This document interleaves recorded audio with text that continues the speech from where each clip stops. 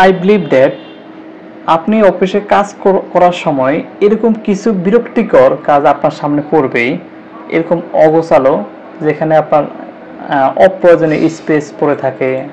এটা আসলে manually solve করা খুবই টাফ একটা বিষয়।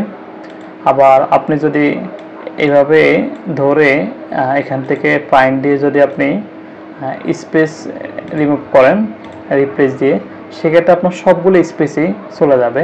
যেমন আমি যদি এখানে একটা স্পেস দিই এবং এখানে খালি রেখে যদি রিপ্লেস অল দিই, দেখেন আমার একটা রিপ্লেসও নেই। এটা আরও বিশাল একটা অসুবিধা। মানে সেক্ষেত্রে আসলে আমরা কি করব? এই ধরনের কাজগুলোকে আমরা কীভাবে গুছিয়ে নেব? আপনার ব্যক্তিগত হোক, অফিসিয়াল কাজে হোক, এই ধরনের প্রবলেমের সম্মুখীন আপনি হতে পারেন।